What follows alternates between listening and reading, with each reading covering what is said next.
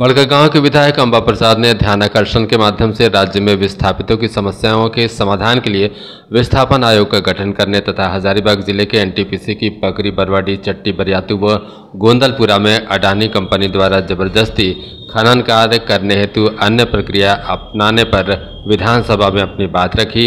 बताते चले कि अंबा प्रसाद इस मामले को पहले भी सदन पटल पर उठा चुकी हैं।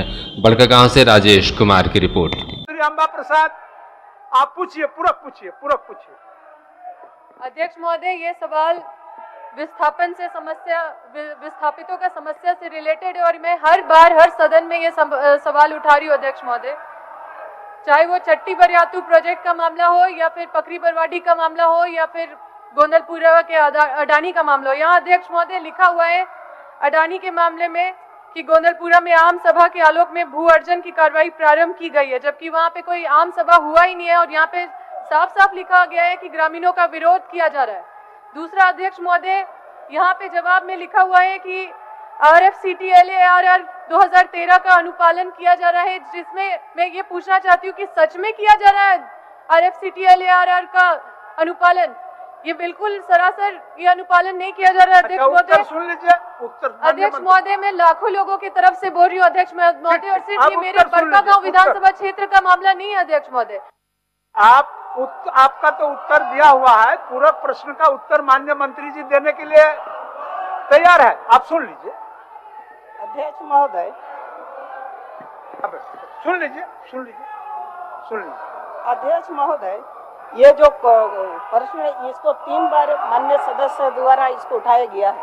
सिर्फ इसमें जोड़ा है अडानी इंटरप्राइजेज लिमिटेड द्वारा गोंदलपुरा कोयला खनन क्षेत्र के भूमि अर्जन हेतु RFCTLARR एक्ट 13 के तहत आवेदन समर्पित की गई है। ग्राम सभा के क्रम में स्थानीय ग्रामीण द्वारा विरोध किया जा रहा है। महोदय, इसमें माननीय सदस्य ने यह पूछा गया है कि इसको काम शुरू किया है, वहाँ काम किसी तरह का भी काम नहीं शुरू किया गया महोदय। उसमें ग्राम सभा द्वारा जो विरोध हुआ है इसलिए उसमें काम शुरू हुआ ही नहीं है और इनका कहना है कि वहाँ काम चालू हो गया, इसलिए इसमें किसी तरह का काम शुरू नहीं हुआ। अध्यक्ष महोदय, मैं ये सवाल करना चाहती हूँ कि क्या जमीन की लूट नहीं हो रही है अध्यक्ष महोदय? यहाँ पे लिखा हुआ विस्थापन आयोग की गठन नहीं होगी, क्या RFCTLARR का अनुपालन सच में हो रहा है? अध्यक्ष महोदय, विस्थापन से जुड़ा हुआ समस्या पूरे राज्य का है अध्यक्ष महोदय। हमें विस्थापन आयोग का गठन विस्थापितों के ऊपर न्याय करने के लिए बनाना होगा, जो माननीय मुख्यमंत्री जी भी आश्वासन दिए, लेकिन यहाँ देखिए लिखा हुआ है विस्थापन आयोग का गठन विचार में नहीं है या फिर नहीं होगा।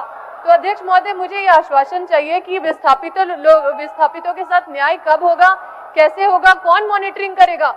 इल्लीगल माइनिंग चल रहा है अध्यक्ष महोदय। आप सुन लीजिए, जवाब सुनिए। अध्यक्ष महोदय, भूमि अधिग्रहण अधिनियम 2013 इसके तहत अभी विस्थापन आयोग का गठन नहीं होगा महोदय।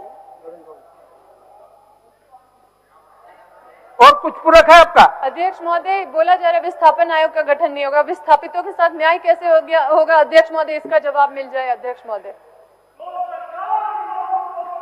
अध्यक्ष महोदय, इसमें साफ साफ कहा गया कि इसमें इस तरह का अभी सरकार में कोई विचार नहीं, लेकिन फिर भी जब माननीय सदस्य ने सवाल किया है तो इस पर विचार किया जाएगा। आप क्या बोल रहे थे माननीय सदस्य?